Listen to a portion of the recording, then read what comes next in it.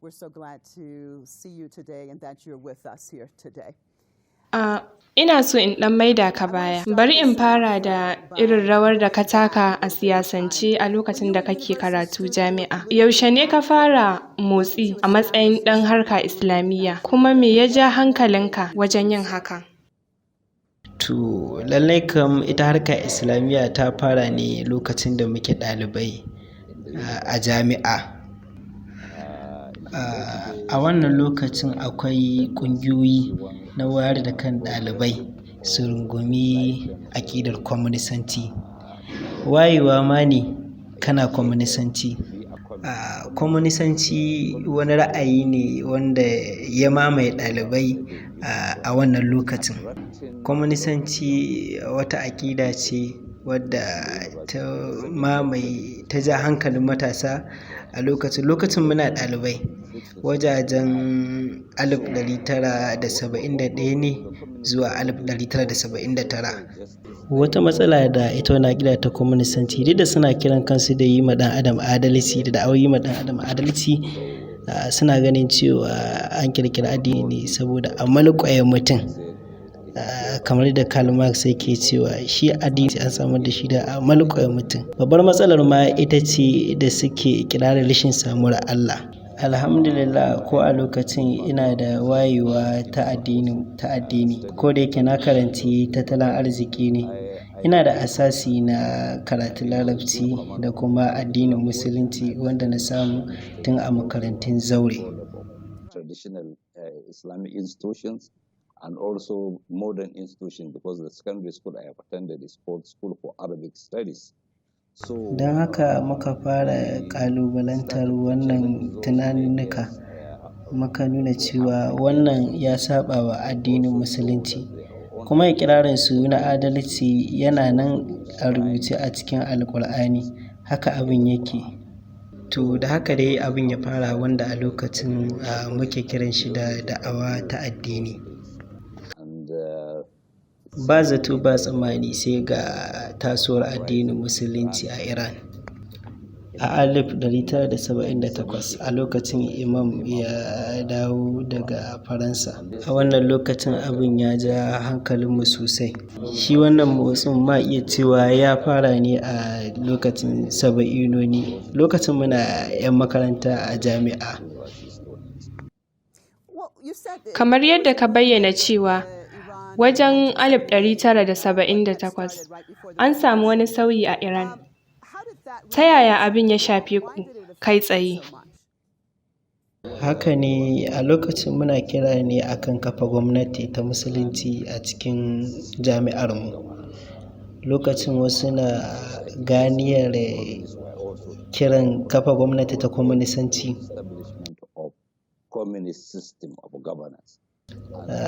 Sauran kuma kana iya kiransu da kuma menene.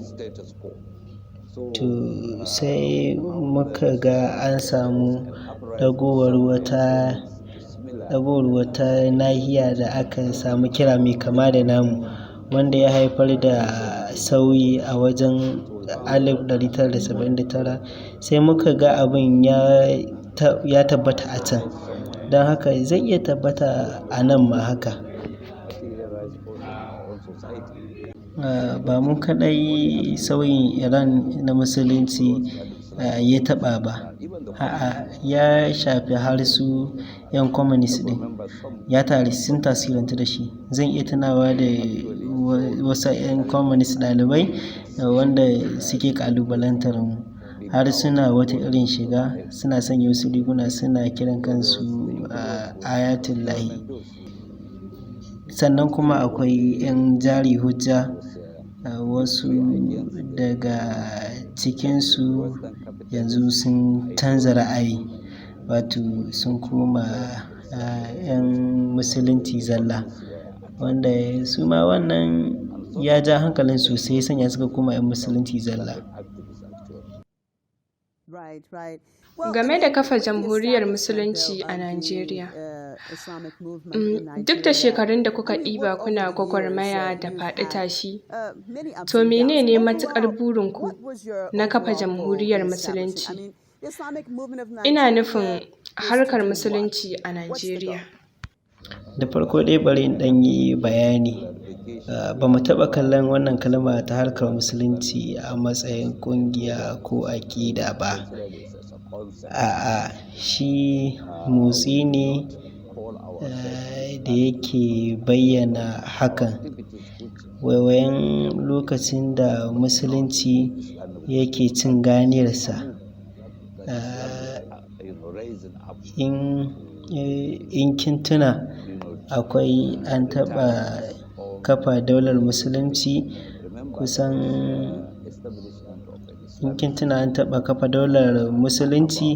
kusan shekara 100 da suka wuce nahiyar kafin zuwan turawan mulkin mallaka a ƙarƙashin Shehu Usman ɗan Fodio. Shekaru ɗaruruwa da suka wuce kafin zuwan turawa. To bayan zuwan turawa kuma shekaru 200 da suka wuce sai muka yi tunanin waiwaye don aikata irin wancan da muka rasa. Kiran ya riƙa shiga mutane. Mun fara da ɗalibai musulmi na makaranta. A lokacin muna da ƙungiya ta ɗalibai musulmi ta makaranta. Lokacin ni ne sakatare babba na ƙungiyar ta musulunci. Lokacin ita ce babbar farfajiya a makarantar. Sannan ita makarantar ita ce babba a Afirka baki ɗaya da ma yanzu. Na kuma zama mataimakin shugaba mai kula da harkokin ƙasashen waje a matsayi na ƙasa da ƙasa. Muna ɗalibai harkar ta fara. Lokacin ba a ce mata harka, ana kiranta ne da ɗalibai musulmi. Sai wajejen tamanunoni bayan ba mu ɗalibai a makarantar kenan, harkar ta samu suna harkar musulunci. Don haka har yanzu muna nan a kan bakanmu cewa harkar musulunci fikira ce ba ƙungiya ba. Muna da harkar musulunci a Najeriya, harkar musulunci a Ghana, kuma akwai harkar musulunci a ko'ina. Muna da harkar musulunci a faɗin Afirka. Kai duk faɗin duniya ma akwai harkar musulunci. Don haka harkar musulunci fahimta ce ba ƙungiya ba. To yanzu bari mu kalli harkar musulunci a Najeriya. Ana samun farfaganda mai yawa akan harkar musulunci, wato a cikin ƙasar, har ta kai ga gwamnati ta haramta ta. Tunda ka ce fahimta ce ba ƙungiya ba, me ya kawo farfaganda? To me ya kawo farfaganda da takurawa a gare ku? Ina ganin hukumomi ne ya kamata su yi wannan bayanin ba ni ba, in za su yi wa kansu adalci. Wasu lokutan za a keɓe waɗanda ba bainar jama'a ba. Sukan ce suna jin tsoron harkar musulunci saboda za ta iya mai da kanta kamar jamhuriyar musulunci kamar irin ta Iran. Wasu lokuta sukan bayyana tsoronsu, suna jin tsoronmu. Amma ni ban ga abin tsoro ba. Mu kalli dimokuraɗiyya mana. Me dimokuraɗiyya ke nufi? Gwamnatin mutane. Kuma ni na san da za a ba mutane zaɓi, a tambaye su me suke so. Wannan tsarin da suka gada na mulkin Birtaniya ko tsarin musulunci. Na tabbata mafiya yawa za su zaɓi tsarin musulunci. Na tabbata. Saboda haka ba wani abin tsoro. Don zai kasance gwamnatin mutane ce aka samar daga ƙarshe. Kamar yadda ka bayyana, mafi yawa ga ra'ayinsu. To, kana ganin wannan zai yiwu kuwa? Ban tunanin za su bar hakan ta faru. Amma idan lokacin ya zo, kamar yadda aka ba mutane dama bayan juyin juya halin musulunci na Iran, su zaɓi tsari tsakanin mulkin mulukiya da tsarin musulunci, sai mafiya yawa suka zaɓi tsarin musulunci. Wannan zai kasance nan gaba. in an ba mutane dama su zaɓi abin da suke so, kuma na tabbata za su zaɓi musulunci, shi za su zaɓa. And I'm sure that definitely they will choose the Islamic system. Well, Sheikh, you've just recently been released from prison after being incarcerated since Bayan abin da ya 2015. faru Of a course, that's when the shekarar massacre of the Islamic 2015 movement a of Zaria Nigeria na afka muku took da aka yi, place. me ya Tell us faru? what actually happened Ya in ka ƙare kai Zaria, da matarka and a how did kurkuku you and your har wife tsawon end up being shekara 6? jailed for 6 years for that event? To shi dai wannan abun ya fara ne tun kafin yanzu, kusan tun saba'inoni, tun lokacin muna ɗalibai kenan, to har zuwa tamaninoni, inda aka kama ni a 81, kusan shekara 4 zuwa 84 kenan. A ƙarshen wannan 84 na fito a watan Mai 1984 kenan, wanda lokacin Janar Buhari shi ma ya kulle ni kafin ya zama lokacin yana mulkin soja. Sai ya kuma sake kama ni ya sake kulle ni a ƙarshen 84 kenan. Wanda wannan kullewar da ya mani ita ce ta kai ni kusan wata 9 kenan, wanda sai 1985 lokacin Babangida kenan, to har dai 87 haka, tun daga 87 ɗin har zuwa 89. To hakanan ma a lokacin Abacha 1996 ina prison har kusan shekara 2. From 96 to 98, right? December 98. To duka a jumlace muna iya cewa na yi kurkuku na shekara 9 a mabambantan lokuta. A shekara 7 a tamaninoni, sai kuma shekaru 3 a tisinoni. In the 90s. Now, during this, in the 90s. A lokacin a mulkin Abacha ne aka fara buɗe mana wuta a fili, inda aka gayyaci sojoji kawai don su buɗe mana wuta, kuma sun kashe mana wajen mutum 66. Wannan shi ne muke da tabbaci. Amma a wannan lokacin ishirinoni sun yi ta shirin kawo mana hari, ban san iyaka ba. Amma a shekara ta 2014 lokacin muzaharar Ƙudus sun hare mu, sun kashe mana mutane kusan 33, a ciki har da 'ya'yana 3. 33 people, including my 3 children. Kafin nan a 1985 sun fito da shirin abinda suke ce ma kisan ƙare dangi, wanda suka yi nufin su ƙarar da harka duka baki ɗaya, wanda bayanin ya zama mu cewa lallai idan suka zo za su kashe kowa da kowa ne, su ƙarar da harka ɗin baki ɗaya. Babu wani kuma abu da suke amfani da shi kawai sai bindiga kisa.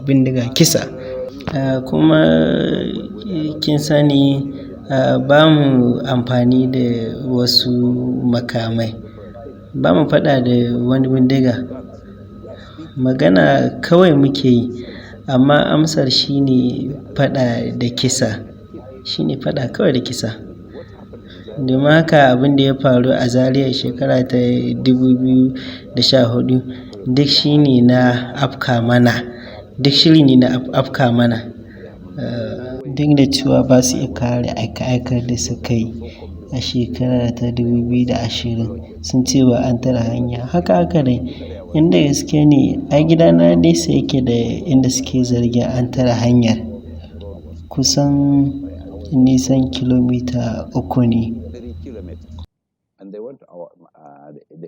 area where I was living, opposite one of the campuses of the Ahmad Bello University, called Congo campus. And most of a lot of people living in those quarters there, they are either students or lecturers or some people related with the campus. And actually, the quarter or that part of the city was actually built by that campus of the university. An kashe mutane masu yawa, da yawan waɗanda aka kashe akwai ɗalibai, sannan akwai malamai, akwai ma da yawa, da kowa ma an kashe. Sun ƙona gidana zuwa toka. Sai suka sha mamaki bayan kisan ɗaruruwan mutane da ƙona gida, ni da matata da 'ya'yana muna raye da wasu 'yan uwa kaɗan. Some few brothers and sisters, were still alive. Were about 12 who were inside the house, even though the house was packed. So when they spotted us, kwana biyu kafin nan suka fara kisan, a ranar asabar kenan 12 ga watan Disamba shekara ta 2015 sun zo inda muke ne a 15 ga watan Disamba. Sun zo inda muke ne a 15 ga watan Disamba, inda matata da ni muka ji ciwo, munanan raunuka, wanda Allah kaɗai ya san wace irin hikima ce ya ɓoye a ƙasa wanda ya bar mu a raye. Gaskiya an harbe mu sosai da yawa, wanda ba kowane mutum ne zai tsallake wannan ba. Zan iya tunawa bayan sun gama harbi na ɗin, na riƙa kiran mutane har da manya a cikin gwamnatin, kai har ma da Buhari, na ba da saƙo ga wani ɗaya daga cikinsu ya isar da sallama ta gare shi. Shi Janar Buhari na ce a ce mashi ina fatan za su ci gwamnati lafiya, kuma ya sani za mu haɗu da shi ranar ƙiyama wurin hisabi. Na fahimci daga baya Buhari ya ji wannan saƙon. So, at that time I was telling them that it's only need for my blood to finish dropping before I go. To ni abin da ya bani mamaki shine kwana 6 bayan wannan abin ya zama bani da ko ɗigon jini ɗaya a jikina lokacin da aka zo za a yi mani aikin ido. To bani da cikakken lokacin da zan tsaya in ba da bayanin komai da komai. Harsashi nawa ke a jikinka yanzu? Ba zan iya sani ba, sai dai sun dagargaza hannuna na dama da ma na hagu. Kuma daga nesa ana iya gani ya shafi wani sashen idona. Hoto ya nuna kwafsan harsashi ya taɓa kaina da wuyana. Daga kai zuwa ƙasa sun ƙirga kwafsan harsashi 38. Kuma including in my eyes. One of the eyes was slashed out, and also my wife. Kuma matata tana da harbi a cikin cikinta. Her stomach and her thigh, Sai suka ɗauke mu zuwa asibiti. Ita matata sun mata aikin cire bullet din ne ba tare da allurar kashe ciwo ba. Under anesthesia. So they only use pulse on her, and say this is another one, this is another one, this is another one. I remove the bullets.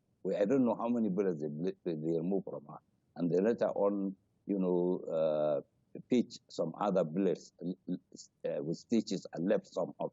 It was later in another hospital. Sai daga bayan aikin muka gano akwai bullet guda a ƙasan mahaifarta wanda bai fita ba. Suka ce ba zai fita ba a wannan lokacin. Myself, they put me under anesthesia, so I don't know how many bullets they removed, but they removed so many. Harsasan bullet ɗin da ke jikina sun watsu ne a cikin jikina, ɓangare daban-daban, da cinyata da kaina har zuwa yanzu. Shi kuma ɓangaren harsashin yana kumfar guba, kuma dai har yanzu ina rayuwa ne da ɓarɓashin harsashi a jikina, kuma har ya zuwa yanzu. Kuma kana raye, matarka tana raye, gaskiya abin naku da ban mamaki. Ikon Allah ne kawai, ikon Allah ne kawai. Don lokacin da suka auna zafin jikina ya kai 244, wanda mutum yakan rayu ne da 10 kawai, amma ni jikina ya kai 244. Allah ne kawai ya yi nufin mu rayu kawai. Sheikh, Menene yanayin kisan kiyashin Zaria da kuma zamanka a kurkuku har tsawon shekara 6? Kin san tun bayan da abin ya faru, gwamnatin jiha ƙarƙashin gwamnatin tarayya sun sanya kwamitin bincike ya yi bahasi a kan waƙi'ar Zaria, amma mu ba a ba mu damar mun gabatar da kanmu ba. Wani daga cikin lauyoyina ya so ya gana da ni a inda nake tsare, ni da matata ba su ba shi damar ganina ba. Tunda ko ba za su iya ganin da suke karewa ba, to ba halin zuwa. Har a asibiti ba su bar su ba, sai suka tattare duk wasu bayanai, sai suka tattare duk wasu fayiloli akan waƙi'ar, amma ban da namu. Ko a lokacin duk sun ƙi sauraron ɓangarenmu. Kwamitin binciken ya fitar da bahasi cewa duk waɗanda sojoji suka kashe, to gwamnatin tarayya za ta biya diyyarsu, kuma a miƙa gawawwakinsu ga iyalan waɗanda aka kashe.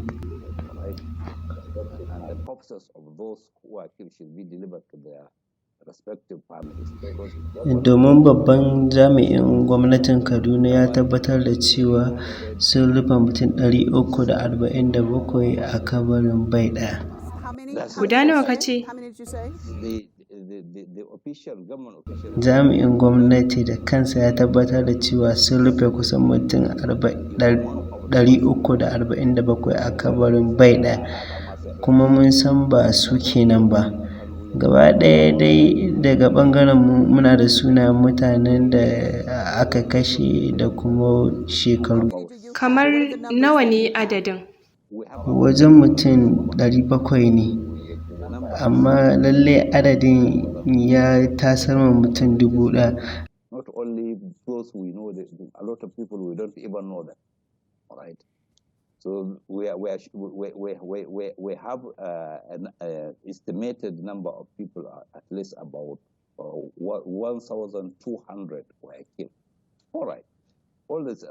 Abin da nake son cewa shine kwamitin bincike ya ba da umarnin cewa duk waɗanda aka kashe a biya diyyarsu, kuma gwamnatin jiha ta biya duk abubuwan da ta rusa. Ya haɗa da gidajenmu, husainiya, makarantu da sauransu. Kuma an miƙa buƙatun kwamitin ga Muhammadu Buhari a ranar 7 ga watan Satumba 2016, kuma ya aika wakilci cewa duk wanda aka kama da hannu a wannan kasassaɓar za a hukunta shi ne kamar yadda ya faɗa, amma har yanzu shiru, bai su ce komai ba. A Disambar wannan shekarar ne, bayan wata babbar kotun tarayya ta zartar da hukuncin cewa tsare ni da matata ya saɓawa doka, cewa a sake mu kawai ba tare da wani sharaɗi ba, a biya mu diyya, kuma a gina mu gida mu zauna a duk inda muke so a duk jihohin Arewa. Wannan hukuncin kotu ba a zartar ba, kuma sun ɗauki wajen mutum 500 masu rauni zuwa gidan yari. ɗaya ne kawai ya mutu, amma sauran duk sun rayu.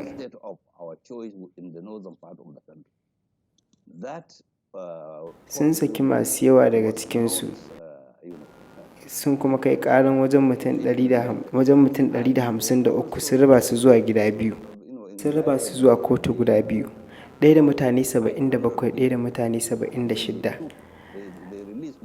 A Julai 2018, wata babbar kotu a Kaduna ta sallami wasu mutane kuma ta wanke su, ta kuma ba su damar neman diyya a tsare su da aka yi ba bisa doka ba. Kuma hakanan a 28 ga watan Julai na wannan shekarar, an kai mu kotu, kuma kotu ta sallame mu sallamar babin bashi, kuma ta wanke mu sumul daga tuhuma 8 da ake mana. Ta gano ba ɗaya daga cikinmu da aka kama da laifi, kuma an ba su umarni su biya mu diyyar musgunawar da suka yi mana, amma har yanzu shiru. Kenan ba su biya diyyar komai ba. To, ba wata diyya ko kaɗan, tare da sun san ba mu da laifi suka je suka aje mu cikin tsanani wajen shekara 6. Amma muna godiya ga Allah, da ikon Allah mun tsallake.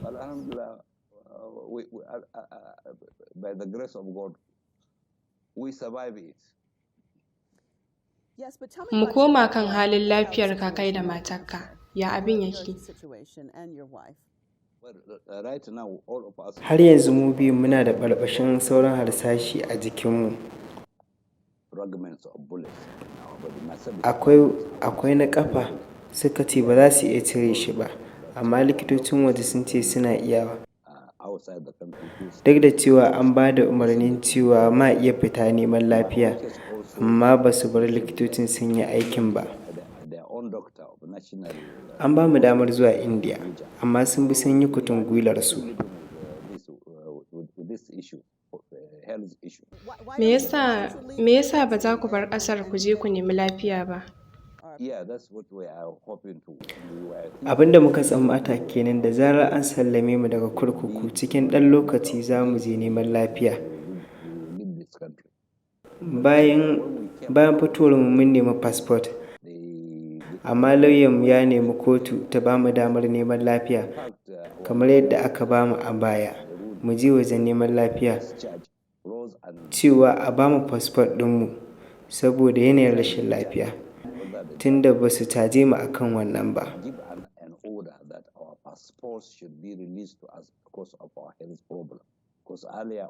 Another high court has ordered that we have the right to seek medical assistance outside Nigeria. Ba ina so in tare numfashinka ba ne, Sheikh, haka ne? Duba da yanayin lafiyar idonku, to me hana a samar da passport? To, abin da alƙali yake cewa kenan, ba mu buƙatar wata shaida ko wai umarnin zuwa wajen neman lafiya, saboda ba mu da wata tuhuma a kai. An sallame mu, kuma an ba jami'an kurkuku umarni su ba mu duk wani tarkacenmu da ke hannunsu, tunda mallakinmu ne. Kotu ta zartar da wannan hukuncin. Kin gane, lokacin da muka fito muna ta tsammanin wannan abu na sati ɗaya ne ko 'yan makonni haka, amma har yanzu dai shiru. Amma har yanzu dai fasfot ɗin namu baya hannunmu. A lokaci guda kuma jami'an tsaro sun ɓatar da fasfot ɗin baya hannunsu tun lokacin. Sai dai yanzu su yi wani. To sai aka ga mana cewa wai amma fasfot ɗinmu sun kuye, wanda ke nufin wai mu biyun ba mu da damar fita ƙasar waje, wanda ba mu san dalilin hakan ba. Ba su faɗa muku ko me yasa ba? Ba wasu dalilai da suka bayar? Ba su faɗi wani dalili ba a hukumance. You know, Sheikh, while you were in prison, first of all, your own Bayan kama ka, an samu zanga-zangogi da yawa daga mutanenka 'yan harka Islamiyya da ma ƙasashen waje da 'yan rajin kare haƙƙin bil'adama suna nuna a sake ka. To tambayar ita ce, a ganinka ya aka yi ka haifar da yanayi irin wannan a ƙasa da ma ƙasashen waje, har 'yan rajin haƙƙi suka sa kansu a cikin neman 'yancinka da kuma cewa har yau mutanenka 'yan harka suna zanga-zanga duk da rasa rayukansu da suke. Me ya kawo haka? Saw this type of injustice and were demanding your release. And also, I have to say, with your own people and continually demonstrating, even though many times they were losing their lives, what do you attribute all of this to? Well, it's not my own creation, actually. It goes on To, its own making. ba ina bane ba yin Allah ne. One thing is clear Da gaske mutane na son su yi muzaharori. Muna da damar yin hakan. we can Amma kina iya gani a kisan kiyashin Zaria cewa mutane suna kare kansu ne da ma 'yan uwansu. people Shi kisan kiyashin Zaria ya ji hankalin duniya akan rashin adalcin da aka yi mana. in the camera. Lallai ya ji hankalin duniya akan rashin adalcin da aka yi mana da nuna tausayi. Whenever they come to shoot, Kuma wannan ya nuna aika-aikar da aka yi mana. them there. Kin san yanzu muna cikin kwanakin juyayen arba'ina na Imam Hussein alaihi salam. A irin wannan ne miliyoyin mutane ke kwarara zuwa birnin Karbala inda aka yanke kan Imam Husaini da wajen mutum 18 daga zuri'ar shi, 50 kuma daga sahabbansa. Wannan rashin adalci ya ji hankalin mutane masu yawa a duniya daga ko'ina, ba wai sai musulmi kaɗai ba. Kina iya ganin yadda masu tattaki ke bumbuntuwa zuwa kushewar Imam Husaini. To mu mabiyan Imam Husaini ne. Shi yasa kisan kiyashin Zaria ya bude idon mutane. Albarkar Imam Husaini ne wannan ibtila'i ya faru da mu mabiyansu. They made the affair, they internationalized the affair. You mentioned arba'in, and of course, Ka yi magana kan tattaki. Kamar yadda muka gani a duniya, ana ta yin muzaharorin 40. A Abuja ma hakan yake. Duk da kun saba shirya irin waɗannan taruka. Amma a jiya wani abu ya faru. Ko za ka faɗa mana yadda abin ya faru a Abuja? What happened yesterday in Abuja? Shi wannan tattakin kamantawa ne ga irin abin da maziyarta Imam Husaini suke yi a Karbala. Kamar alamtawa ne. Tun ranar Asabar aka fara yi. Jiya ma an yi gangami. Har mutane sun fara watsewa sai ga jami'an tsaro suka zo suka buɗe wuta. Suka kashe mutane kuma suka ji ma wasu raunuka. Zuwa yanzu dai ba mu san hakikanin iya adadi ba, saboda sun kwashe wasu masu dama sun tafi da su. Amma a hannunsu yanzu ma akwai waɗanda aka kashe kuma akwai masu raunuka. Some killed and wounded. Shin ko kana da adadin mutum nawa aka kashe ko aka raunata? Not yet.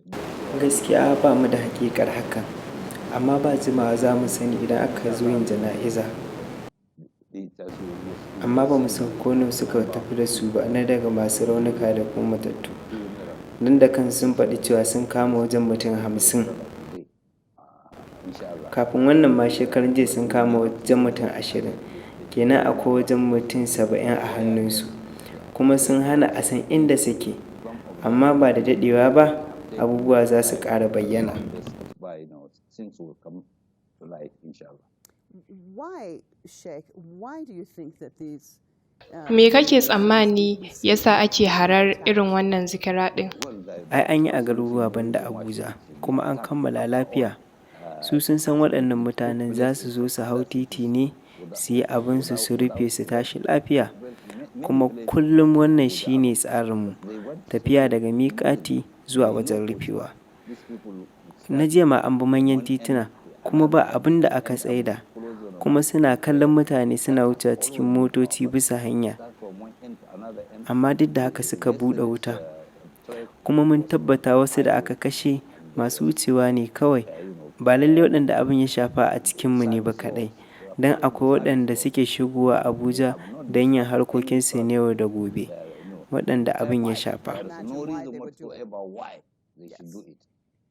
Yes, and also, I was talking about the day of codes you've seen throughout the years To, being attacked. tsawon shekarun da kuka kwashe kuna harka, In your ana kai perspective, muku hari.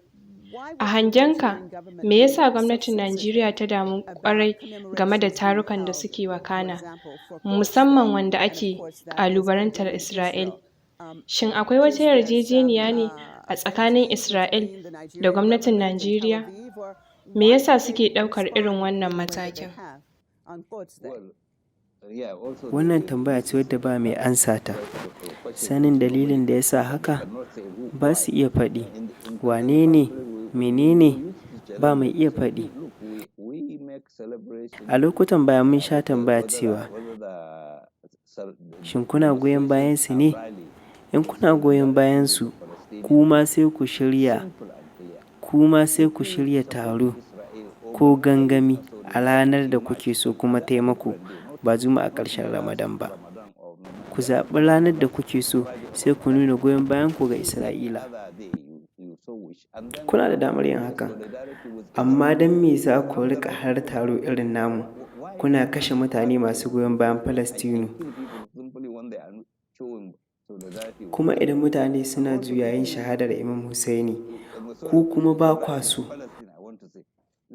to sai ku tattaro mutanenku masu goyon bayan Yazidu. Mun san su Yazidawa ne, don haka sai su nuna goyon bayan nasu ga Yazidu. Suna da 'yancin kare Yazidu, su yi ranar Yazidu mana. To amma sai suka zo da wani sabon salo. Na ɗauka ana tunkarar mai bindiga ne da bindiga.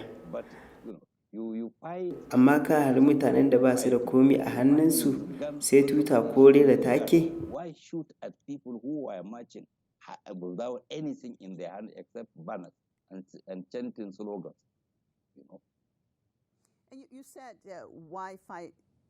Ka ce bai kamata a tunkari maras makami ba. Ka ce ita harkar Musulunci a Najeriya ba ta ta'adda ba ce. Kuma ka ce ba ka goyon bayan mutane su ɗauki makami. Ko za ka ƙara bayyana mana dalilin rashin ɗaukar makaminku?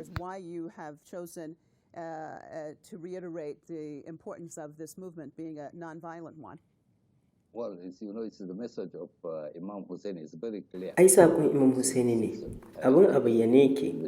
Magana ce ta nasarar jini akan makami, amma a wancan zamanin.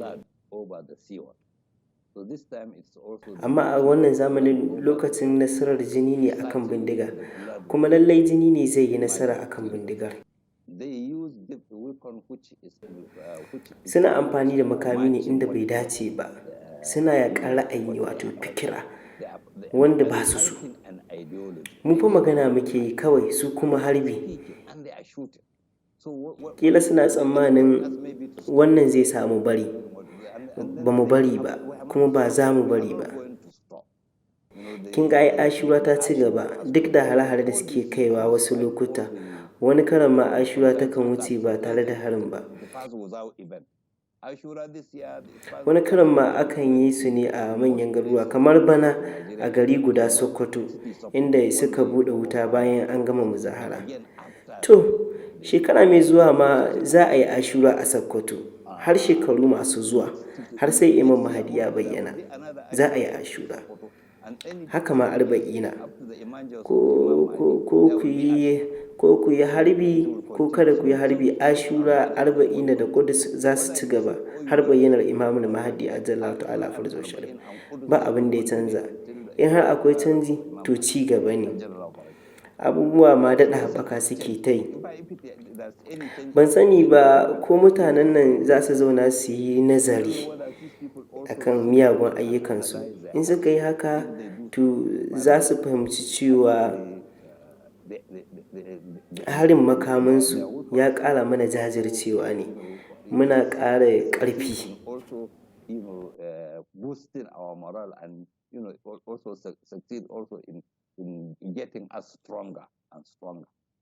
And you've had such an effect because your movement is not. Kana ta ƙarfafa cewa kiranku fikira ce, ba shi'anci ba ne kawai. Akwai Kiristoci da 'yan ba ruwanmu a cikinku, kuma su ɓangare ne na ita harka Islamiyya ɗin. To meye sirrin a nan? Me ya jawo hankalin mutane tun da ba kiran aƙida ba ne? To people across the board. It is not a sectarian movement at all.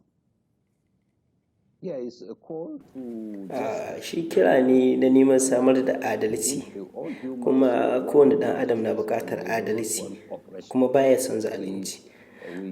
Muna magana ne akan faɗa da zalunci da shimfiɗa adalci, kuma wannan ɗabi'a ce ta kowane ɗan adam, musulmi ne, kirista ne, bayahude ne, kuma kowane nau'in addini, ko masu cewa ba su da addini, ai mutane ne, ba su son zalunci, suna son adalci. To wannan kuma saƙo ne na adalci, shi kuma saƙon zaman lafiya na jan hankalin mutane ne zuwa gare mu.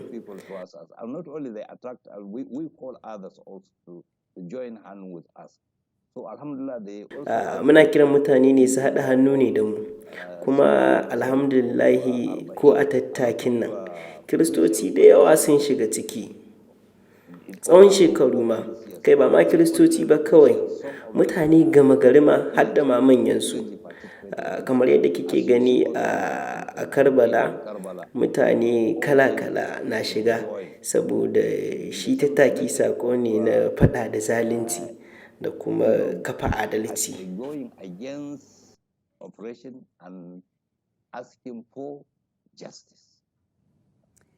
Speaking of justice, I mean, Nigeria seems to be unfortunately deteriorating. Maganar adalci da kai. Najeriya tana ci baya ta ɓangaren tsaro, ta ɓangaren tattalin arziki. Muna ganin Boko Haram, masu neman kuɗin fansa da kashe-kashe. Me ke faruwa ne? What has happened to Nigeria? What is key here? What needs to happen? Well, this myself, Ni kaina ban san abin da mutanen nan suke so su cimma ba na sanya ƙasar nan a wannan halin. Ga alamu kuma ba su da walwalar al'amura, kuma maimakon maganin matsalar sai suka ƙirƙiri wata matsalar. Misali, hari da aka kai mana, don me za ku hari muzaharori alhali ga mutanen da kuke kira mahara suna kashe mutanen da ba su ji ba su gani ba a ɓangaren ƙasar nan. Me yasa ba za ku juya al'amarinku gare su ba? Kuma sun ce suna yaƙar Boko Haram da mahara. Me yasa kullum suke ƙara sheƙi a yarsu kuma suna ɗauke da bindigogi? A lokaci guda kuma jami'an tsaro suna ba da labarin kodayaushe suna ci baya, ana kashe da yawansu. Me yasa wannan iya shegen ke ci gaba? Wai wa ke amfana da wannan? Idan ana faɗa, kodayaushe ka tambayi wai wa ke amfana? Maganar ita ce kawai wasu mutane ne da ke so su mamaye tattalin arzikin ƙasar nan tamu, suke son wannan rikici ya ci gaba, don wannan shi ne amfanarsu. Don lokacin da mutum ke gudun tseratar da ransa, mutane na cikin tashin hankali da firgici, to lokacin ne za a sace tattalin arzikinsu ba tare da sun sani ba. Don haka su waɗannan masu harin arzikin namu su ne suke bayan duk waɗannan fitintunun. This is a time when their worlds will be taken away without them knowing. So it has to be those who are interested in our resources, they are the people behind this chaos. Lura da nahiyar Afirka da yadda ta kasance ƙarƙashin 'yan mulkin mallaka na yamma tsawon ƙarnoni. A kallon kyakkyawan nazarinka a kan wannan, me kake gani zai kawo warwarar wannan al'amari a Najeriya da ma Afirka gaba ɗaya?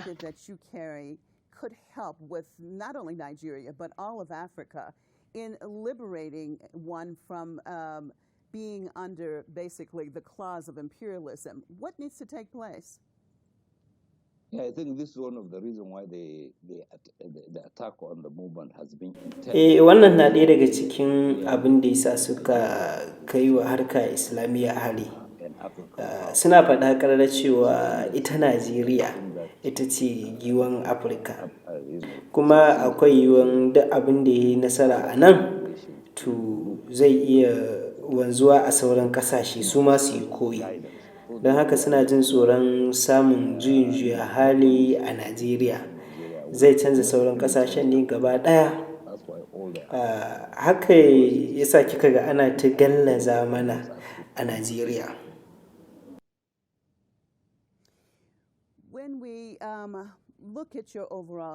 Sheikh, ka yi magana akan Imam Hussaini, ka yi magana akan Karbala da sadaukarwa, kuma ya kamata a sadaukar. Kai kanka ka sadaukar, Sheikh. Ka yi sadaukarwa da yawa. Tun farko ka faɗi yadda ka sha ɗauri, 'ya'yanka 6 da 'yan uwanka daga mabiyanka duk suna ɗaure. Kai da matarka kuna ɗauke da harsasai a jikinku. Me yasa duk barazanar nan ba ka yi shiri ka zauna gida kawai kamar ka yi ritaya a wannan lokaci, amma ka ƙi yin haka? Don me? What makes you want to continue doing what you do? You could easily just sit at home and just have a regular life as a retiree at this point in time, but you haven't chosen that path. Tell me about that. Well, Kila kin taɓa jin tarihin Nelson Mandela wanda aka ɗaure shekaru 27. Shi da kan shi rubuta cewa an rubuta mashi sharuɗan sakinsa. Duk lokacin da ya zo sa hannu za a sake shi, amma da ya zo sa hannun sai ya tuna da sadaukarwar Imam Hussaini. Da ya zo sanya hannun sai ya tuna da sadaukarwar Imam Hussaini alaihi salam. Sai ya ji ƙare ta zama a gidan jarin din na tsawon shekara 27.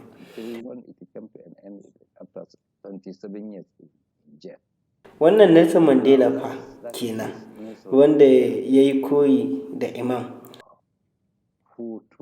To, mutum nawa ne mabiyan Imam Hussaini?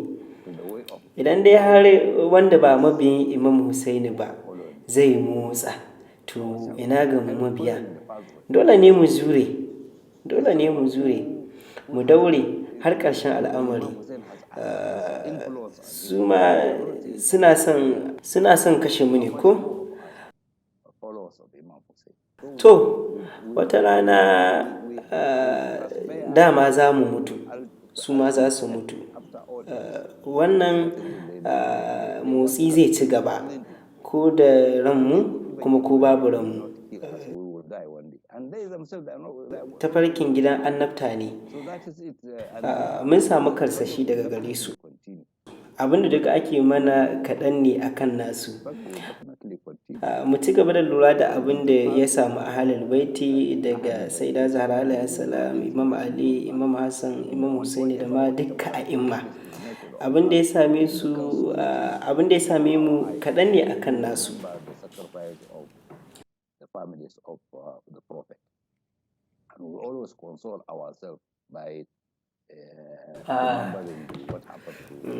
Na baki misali da Nelson Mandela ne wanda ya kwashe shekaru 27 gidan yari. To ni duka fa tara na yi. In an haɗa da 6 duka 15 kenan fa. Ina ga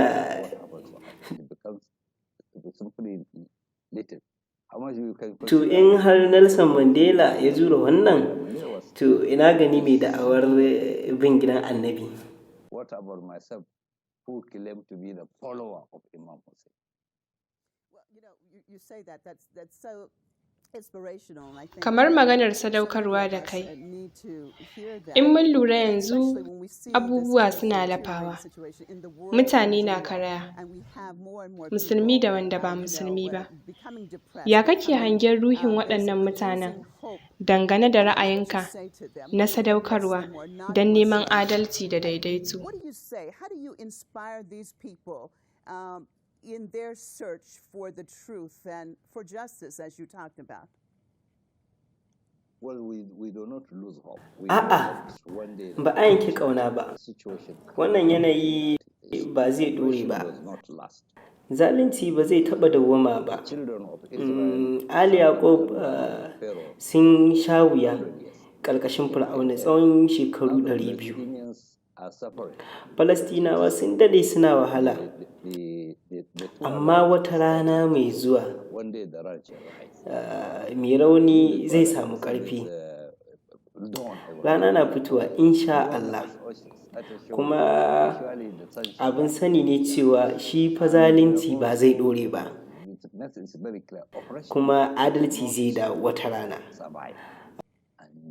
Mu ba bayayyu ba ne ba, mu musulmi muna da fata, domin kuwa alƙawarin Allah ne daga littafinsa mai tsarki da zantukan manzansa sallallahu alaihi wa sallam cewa Imam Mahdi zai bayyana bayan duniya ta cika da zalunci da ƙeta, ya cika ta da adalci da daidaito.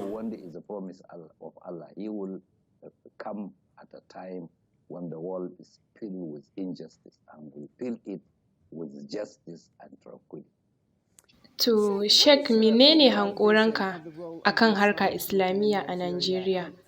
Ko meye mahangarka gaba ɗaya ma? Well, I know lallai muna samun ci gaba. the call is getting to the ears of people. Kiran nan yana shiga kunnuwan mutane, kuma idanuwan mutane sun buɗe. Kamar yadda kika gani a baya sun yi ta ƙoƙarin ɓata mana suna da cewa mu 'yan tashin hankali ne, mu masu taurin kai ne. Ta yadda idan mutum zai ji tsoronmu ne, kamar mu ba mutane ba. Kowa dai ya ga abin da ya faru jiya, mutane sun gani, mutane suna ɗauka da bidiyo, kowa ya gani, abubuwa ne a bayyane. Ba lokaci ne na yaɗa ƙanzon kurege ba, ɓata lokaci ne ka faɗi ƙarya don yanzu mutane suna wayewa. Ko ka yaɗa labaran ƙarya, mutane za su iya ganewa. Lokaci ne yanzu na wayewa. Mutane na ganin abin da aka yi mana ya ƙara kambama al'amarin ne. Mutane suna iya gani kai tsaye. Ko ka yaɗa labaran ƙarya ma kana rudar kanka ne, don mutane na gani, kuma mutane na ƙara gane ko mu su wane ne. Ba wai a Najeriya ba, a'a a duniya gaba ɗaya.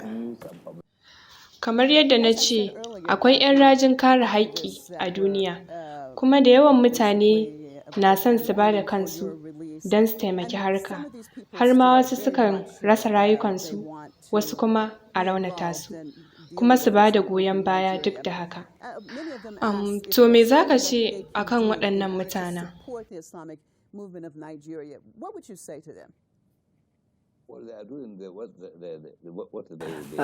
Na san na taɓa faɗa ma wasu ɓangare na 'yan uwa cewa abin da ya faru da mu jarabawa ce, kuma za ta ci gaba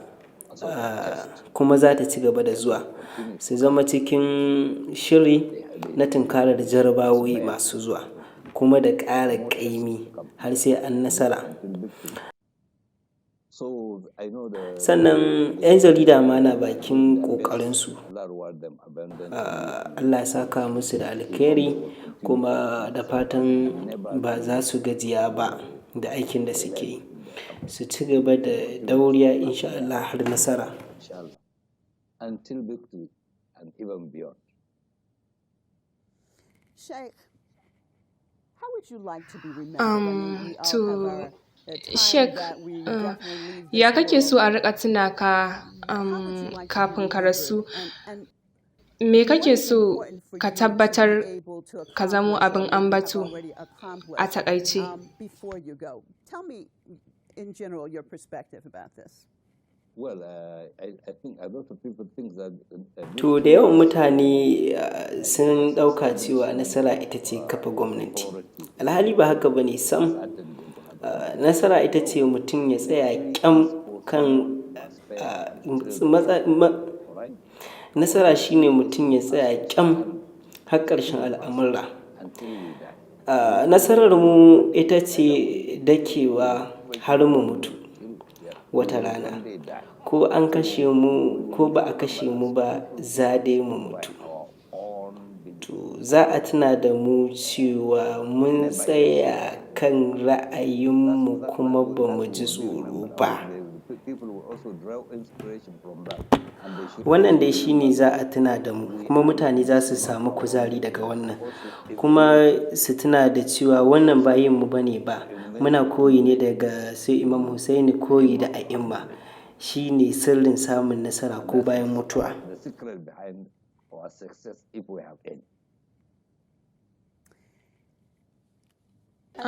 Zan so in ji sharhinka na ƙarshe. Me za ka ce? Wane saƙo ne gare ka?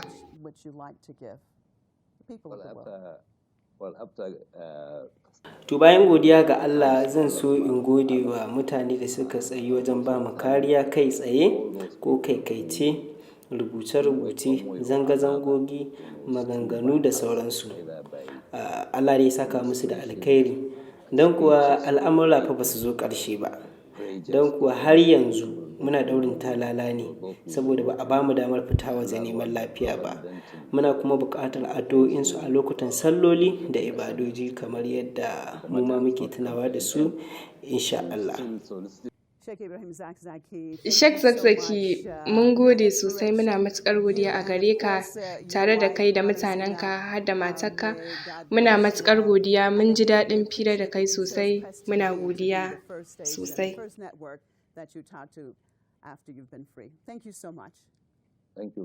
To na gode.